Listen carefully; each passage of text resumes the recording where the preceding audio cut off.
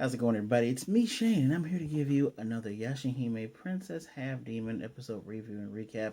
Today's episode is episode 43, The Blackout, which is kind of interesting because there wasn't really a blackout that happened. Actually, let me make sure. Yeah, it says it's the blackout. But yeah, before we get started any further, please remember to give me a like, hit me with a comment. I definitely want to hear back from you guys, and don't forget to subscribe. Trying to get to 200 subscribers here, and as always, if you are not new here, hit the notification bell and don't forget to share this video. So, if you remember last time, we had a pretty decent episode last week with Mama Maru, Shishomaru's mom. I have to point one thing out. I have to say for the, I guess, Inuyasha Yashahime fandom, and this is not at all me knocking on people from different groups, whether they're on Facebook or Twitter or any other place. I just find it interesting that a lot of people give names to characters. It might even be from the Japanese side of the fandom too. They give names to characters that don't generally have a name. Like apparently people were calling Shishomaru's mom a name. Everybody calls the great dog demon Toga. I refuse to call him that because, as far as I know in my studies, no parts of that name equals to dog or demon. But yeah, people have fandom names, and I just refuse to call them that because I like that there's a mystery behind what is your actual name. And if you know anything about how do I put this, like mystic stuff when it comes to like demons and stuff, knowing a demon's true name gives you some power over it. So I fully believe that there's a reason why we don't have those guys' names, or maybe because they are so sacred and so revered. Don't you dare say their names. Kind of like if you're of the Christian faith, why you don't actually say the real name of God. Yes, God has a name. Anyway, if you remember last time, really good episode with Mama Maru. You know, the girls had to fight Medimaru. Uh, Karen Maru was being a little crybaby, ended up getting Riku stabbed, and he ended up burning down he's burning the Windmill of Time, which is actually how we start off. It's kind of like a recap, but it's not really a recap because he's fighting off demons like, you guys are doing everything you can to prevent us from going through. And it's like, us? You mean your unconscious daughter that you knocked out yourself? He's not supposed to be there. Like, he's not chosen. He got butthurt, tried to burn the thing down, and then went through. Anyway, we do get we get the probably one of the best characters in here. We have Osamu Kirin. You know, he is in the sewers killing demons. He brings up the tale of Momotaro. I highly recommend you look up this legendary tale of Momotaro, the Peach boy, because Momo was Peach, and talking about I can't remember the exact words that he was talking when he was saying this, but he's walking up, and remember last week we saw him going up to these frog priest demons. Well, in the sewers, look like they have a bunch of eggs and stuff there, and he's telling them who he is. He's like, "Yeah, I'm Osamu Kirin. By day, I'm a middle school teacher. By night, I fight demons that overrun the city." And there's some invisible demons behind them. Dude just doesn't even look. He decides to take a peek and just kills these things outright. First of all, very good intro for a character we've already seen. And he even says, I'm the former right hand of Kimaru of the Dawn. Have not heard his full title in a long time. He has this cool blue flame, which, as you all know, blue fire is the hottest. But I like the fact that he just swipes his hand and burns all of them. And the one lead priest frog has wrappings, and the wrappings break, and he's trying to run away. No, he doesn't get away. And dude gets out of the sewers like a ninja turtle. And I like the translating, because we can see on the sewer grate that it says rain. I guess their sewer grates or their sewer lids say rain because that's where all the rain's gonna go. And he flat out goes, he wonders if all these demons showing up, more and more showing up day after day, if it's the Grim Comet's doing. And he sensed the fragment fall down. So in the area he is, which I find it funny, no one notices him, heavily populated. There's a concert that's gonna go on with this boy band. Boy band is called Six Exorcists, or maybe it's just supposed to be sixes. I don't get it. It's supposed to be called the Monster Tour. So if you know anything about When you think about boy bands, Korean boy bands, Japanese boy bands, you will find this stuff funny because it is kind of funny. Anyway, um, where am I? He's hoping that nothing happens, but unfortunately, he doesn't have millet dumplings like the offerings from Momotaro. He doesn't have retainers. He has to do this all by himself, and all he can do is just kind of stand by and watch humanity get destroyed. But until that happens, he's gonna protect them. But he gets a little Kirin senses tingling. He feels more demons coming through, but doesn't know where they are. Hmm. So, as there's a pinwheel inside the sacred tree, looks like the one from Akuru, spins. The girls are here, and Setsuna doesn't. They don't see the grim comet up in the sky. Whoa, what's this? Which, by the mind, Kiramaru said the night before, he can't see it right now because it's on the other side of the world. It's gonna fall probably tomorrow. So, yeah. Anywho, um, all the Moroha is quickly it's the first one that goes, maybe it was all a lie. And Towa's like, nah, it can't be a lie.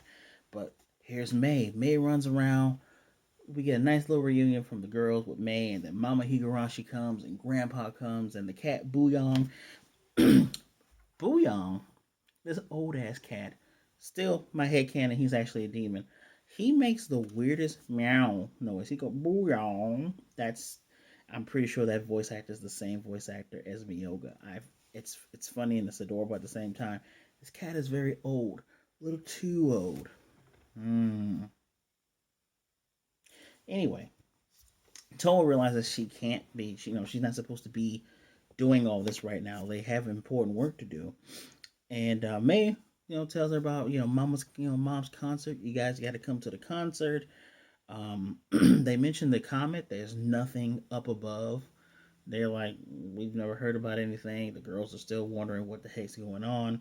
And they ask about Kirimaru Sensei, or sorry, Kirin Sensei. Yeah, he's been coming around lately. And May mentions that he keeps looking up at the sacred tree as well.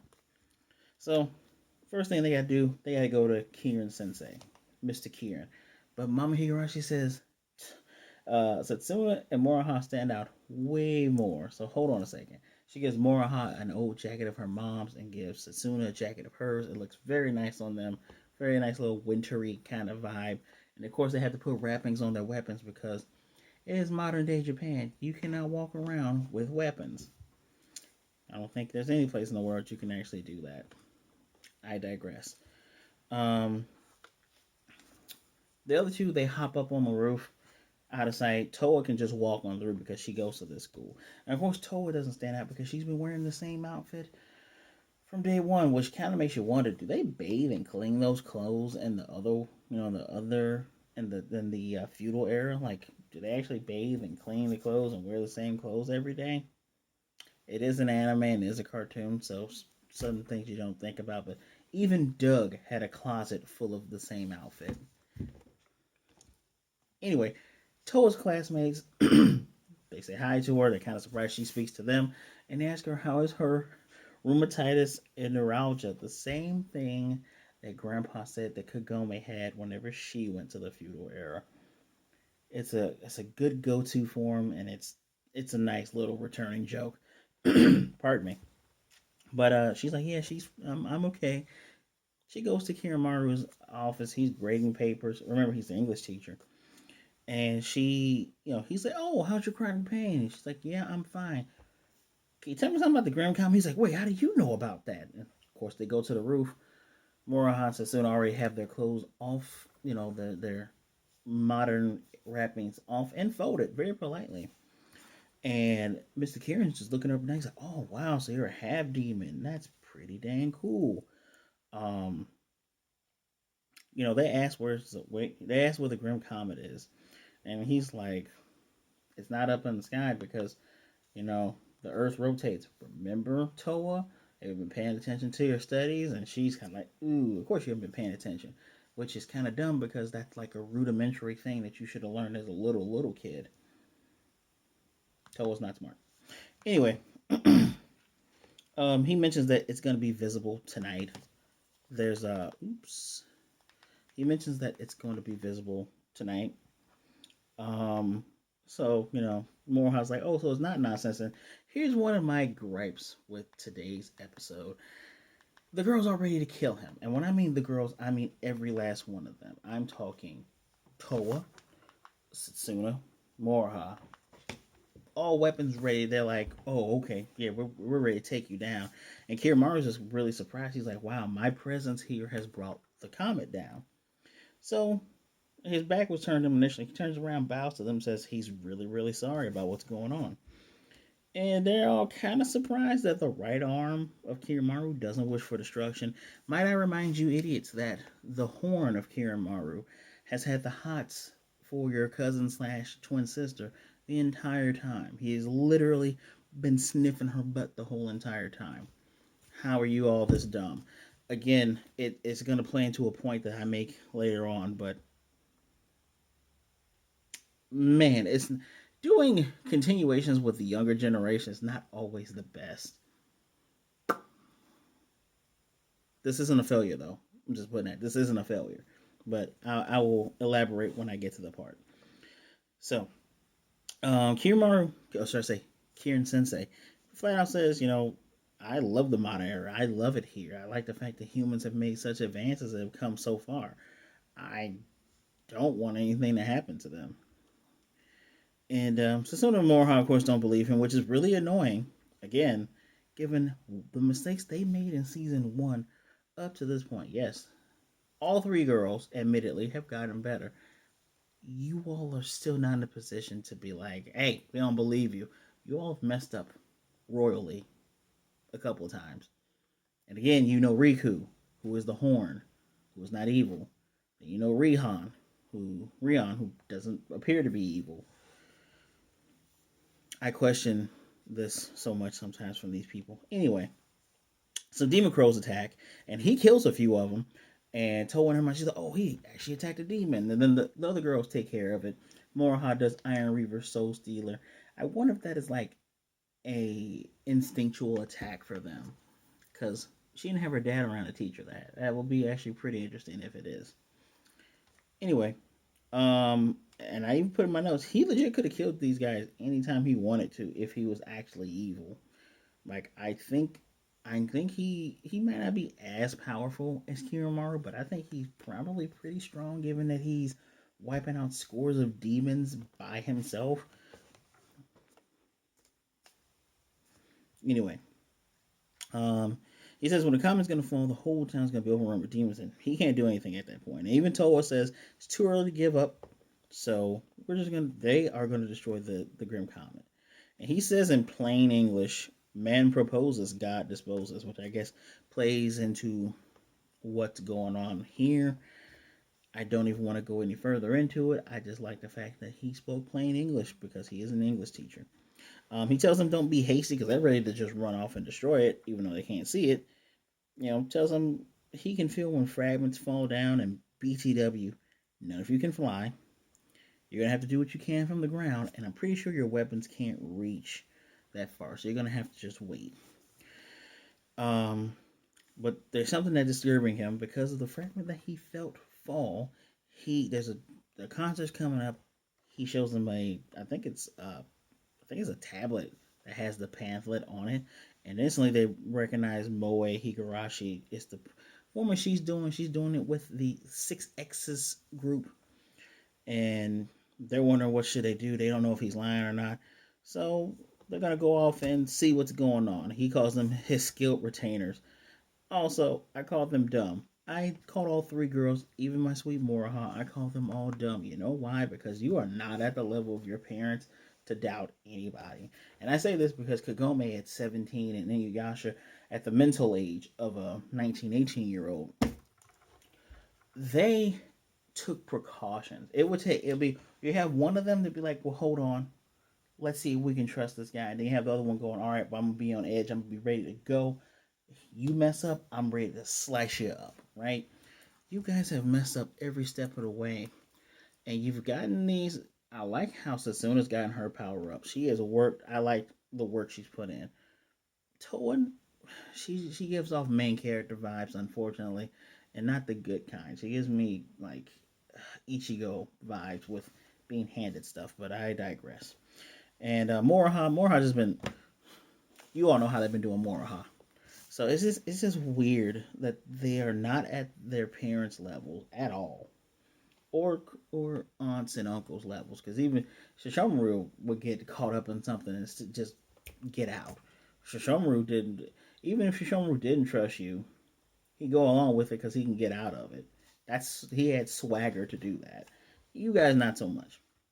So they check out the area around the concert hall. Towa runs into some demons, ends up killing a bunch. The others run away. So old man looks like he wasn't lying. But here comes May. Oh, by the way, she was doing it with a broken blade. So he was doing the energy extension thing. So here comes May. May comes up, and May's like, "Oh, hey, there's no back entrance, silly Billies. All of you, come on, let's go on inside." And of course, she pulls them in to meet with Moe Mama. Apparently, her eyes are like Brock's eyes. She has constant closed eyes. I don't know if there is an area in Japan where people's eyes are so low that it looks like they're closed all the time. I don't know if that's a thing. Like right now, it looks like I'm squinting, even though I can see very, very clearly. So I wonder if that's the thing, but who knows? It's an animation choice. I'm not gonna complain about it. But they mentioned like, hey, there's demons here, so we need to call up the concert. She's like, oh, I'm surprised you know about that. Don't worry, blah blah blah blah. And I'm like, okay, I instantly know she doesn't know. She doesn't know about the real demons. And we they focus on this one member called Julian. That appears to be May's favorite member of this group, but they focus on this guy. He's the pink. Wears the pink outfit, which I do like the fact that these guys aren't all wearing the same clothes. You got red, blue, light blue, yellow, pink, purple. I'm pretty sure I named more than 6 colors there, but yeah, I like that they're not afraid to get wild with colors. So, Kiramaru, pardon me, Kiramaru can hear. Sorry, Kirin can hear Kiramaru in his head, and he's just fighting it off. He's like, I'm like, oh no. So the girls are gonna do stakeout. They're fighting demons from above. No one is noticing this. And there's a lot of these demons. And Kirin Sensei says the spider heads are pawns and the real ones inside the venue. I believe we have seen spider heads before in the regular Inuyasha. They're a fun little throwback demon to go ahead and beat up on, right? So, uses blue flames, kills all the ones in front of him, and Kiramaru keeps calling out to him. He's like, my right hand, come on, my right hand, I need to get there. And he doesn't want him. He's like, yeah, you probably can destroy the Grim Comet, but I don't want you to bring about the degenerate age. So no, I'm fighting you off. Meanwhile, in the red vortex of time, Kiramaru is wondering, why won't his right arm obey him? And in my mind, I'm realizing, okay, Kirin Sensei was not calling on him. Kirin Sensei just had a deep desire to destroy the comet so that humans wouldn't die. It just so happens that Kiramaru can see through his other body parts that have gained sentience and can feel their wants and wishes. But out of nowhere comes a bloody Riku. He's holding his chest, or his midsection. He's holding his midsection with his cutlass. He's saying, I cannot forgive you for wanting to use Towa as a vessel. So they clash. Of course, Kiramaru he's all smiles about this because he's probably being very overconfident. Like, you can't do anything. You're a bloody mess. But Riku is going to borrow some of his lady's power, which his cutlass turned out to be Lady Zero's staff the entire time. He uses the webbing to cocoon up Rion's body, takes her, and he's like, I'm taking care of her. And just dips. He just jumps into the rest of the red vortex. Much to Kiramaru's dismay, he seems very frustrated. Good, because you're 180 into Naraku territory of being annoying and a whiny baby is just a bit too much. It's not a bit too much, it's just annoying. Anyway, the girls do get to see Moe play from the side, and then two small demons and a larger demon jump down. Kiramaru was on the inside too, mind you. And the guy Julian, he's like, "Oh man, these demons look really real." And Moe, she's doing her thing. These demons are about to kill this guy, and of course, the Yashahime, of course, they jump in. They're not gonna let this. We're not gonna see these. I'm gonna, as much as I'm saying, you guys aren't at your parents' level. These these girls are at the level where they're not gonna like let a random demon get the chance to jump on a normal person and kill them. No, they're gonna go and do their thing, and of course they easily dispatch the two. And Moe's like, "Oh, I didn't know they were gonna be in this. Oh, that's pretty cool." I'm just, oh, you're blissful ignorance. You're blissful ignorance. And Setsuna's like, too many people get hurt. We're fighting here, so does her cyclone thing, and somehow I was able to blow this thing outside. Um, where am I at here? So Julian's wondering, were those real demons? Because the fake actual Oni pumps up out of the ground, and he's like, oh, okay, all right. And of course, May is in the crowd. She cheers on her, I guess her three sisters. I might just call them her sisters. She cheers on her sisters and whatnot. So while they are fighting the Spiderhead leading those Spiderheads, Karen Sensei is paying attention. She's like, "Oh wow, she uses sacred arrow. She a descendant of the legendary priestess. Wow, that Naginata seems pretty interesting. She has the Zazenkin from the Kyokon root, and of course, idiot the Towa is. I'm sorry, Towa fans, y'all girl is dumb. She keeps using this thing, and I'm thinking to myself, why? You know it's going to undoubtedly kill you in the end, effectively kill you. Even so, someone's like, don't use it. She's like, it'll be okay for me. Use it just a little bit. Just you're like a fiend. She's like a crack fiend or something. I gotta get a little swipe in, please. Just get a little swipe, just a little swipe. No, you haven't had to use that to handle these other demons. You've done the extension power the whole time. Use that. You dumb dumb. Actually, I actually went off in my notes a lot longer because I said, why does she want the bad guy to win? Like, effectively, she's acting. In a way, this is what I mentioned earlier about they weren't on the level of their parents. Like, and why and my whole spiel about you guys are getting way ahead of yourself to be not trusting this guy. To, for you all to not trust this guy, but you all have done some dumb stuff. It's just she's doing the thing that you know is going to hurt you in the end, and it's gonna lead to you not having a body. And then it gets to the point where you guys can fly. Like, and I broke this down in here somewhere. Let me break this down. Kiramaru, Great Dog Demon, they both could fly. Which how the hell do you get to fly in Inuyasha and Yashahime? Don't know. But in other shows, yeah, flying is still special. Even Dragon Ball Z even shows that it's hard for normal people to learn how to fly. But I digress. Flying is hard. Cool. Shishomaru can fly. Inuyasha can't fly. But even on ground, he can send an attack so strong, boom, that I think Inuyasha can actually do some pretty cool jumping where he's in the air long enough that is effectively flying. None of you can do any of that. So I find it interesting that we're kind of shoehorning them in as the hey, we're passing the torch on. They have to be the ones to destroy this. And you know, if you want them to be chosen, I'm all for it. But if next week's episode starts off and they instantly destroy the comet as opposed to struggle, because this is the biggest it's ever been, and your grandfather was able to constantly kill this stupid thing because he's amazing. Your father and your uncle, Moroha's dad, they pretty much wrecked this thing pretty easily, right? But I can't see you guys being like, all right, guys, all our big attacks, cool, we did it. No, y'all got to struggle just a little, just a little bit, just a little bit, just. And Towa, stop making it easy for Kiramaru, please, please. I digress. So, Kieran Kieran Sensei says he's got some really great retainers, which is very fun. I like this. Out of all of the incarnations of Kiramaru, this is the best. Which is the only two. Sorry, Riku. This is the best. So they kill the demons, and now the comet's very much visible, and they're in awe of how massive it is. But even Setsuna and Moroha are like, "Hey, ain't it weird that this big pink destructive orb of death is above everyone, and no one's freaking out?" And Karen Sensei has to flat out tell him, "Yeah, normal people can't see this thing. So all the more reason for us to go and destroy it. Because in Towa's mind, she's like, man, these people could die and not know the reason why. Which in Japanese, in the whole Japanese society, if you die without knowing why, you probably come back as a demon or a ghost. And especially if you guys pay attention in the animes, especially the sword anime, sword movies, it's like, tell me your name. You don't need to know my name because you're gonna die. Ha ha ha ha.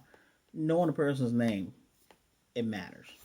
So knowing why or what leads to your demise is an important thing. It's pretty messed up to just be gone and not know what happens. That's how you end up with ghost people. So they scale Tokyo Tower. They get all the way up to the top. Well, the top where you all can stand. And Kirimara is the one that leads them, and they all end up nodding to follow him. And you know, this is my notes where I mentioned about people flying and stuff like that. But yeah, this giant hot pink, evil meteor is gonna fall down. So next week they're gonna handle it. Didn't get to mention of the episode, but Kirin Sensei does the outro. He says who he is, says his name, middle school teacher by day, defender against demons at night, the former right hand of Kirimaru of the Dawn. And Moroha's like, he's really into it. Setsuna's like, he still needs to die. Towa's like, that's my homeroom teacher. Let's not do that. And of course, we still hear Kirimaru saying, my right hand, listen to me. Which, I mean, Kirin Sensei can actually fly. We see him flying. He's going towards the comet. So I'm going to assume that with these four people, they should be able to do it. I'm also going to assume that if Kirin Sensei doesn't die with the comet, Kirimaru is probably going to burst out of his chest and be like, ha, I'm here. Oh, I'm mad, killing everybody. So, I can't really be down on this episode. I really liked last week's episode. Last week's episode was pretty much one of the better ones. I don't hate this one. Like, it's a 3.5, and I give it a 3.5 because it's slightly above average. It's not a complete leap above average, and it's nowhere near being amazing. But it's a nice little episode. I'm giving it a 0.5 because I like the interaction of everybody coming back. Cool. We met who we met. We got in our in jokes. We see why Kirin Sensei is freaking amazing. Like we saw last week's episode. He's up here defending kids without them knowing and destroying all these demons. I like answering. They answer a question before anybody can ask it. Okay, but who's saving people from demons if they're just appearing? It's him. Shut up. I like it. It's good. 3.5. Not bad. This is an episode I'd watch over again. Excuse me. I remember saying first season about in other animes that I review, if a person asks you, should I watch a show, and you want to just show them an episode, you can show them this, and even they'd be like, oh man, but what's gonna happen? You know what you should do? You should watch this from the beginning. I would show this. This is an episode I would show somebody. It encapsulates everything that is the show. It's about the three princesses. We got a bad guy that's here that's annoying. We have some side characters that are trying to stop him. We have some other side characters that are trying to help people. And we have family members that know and don't know about what's going on. Good stuff. Please let me know what you thought of the episode in the comment section down below. As always, don't forget to hit that like button. It boosts the signal so others can see what a great time you're having here. As well as subscribe, please, because we're trying to get to 200 subscribers. But if you're new here, don't forget to hit that notification bell and share this video for others to see what an amazing time we are having. It is amazing, right? I mean, yeah. I didn't hate it. I don't hate it. I may come off as critical of the show, but that's because I like the franchise and I can see where they can go with this. This is in a good direction. Last week and this week, we're going in a good direction. You can end this series off in a very good way. So, as always, thank you for taking some time out to spend some time with me. Please be good, be blessed. Wash your hands, wear a mask. Be good to yourself, be good to others. Either way it goes. Look, you're not alone, and I will most definitely see you guys next time.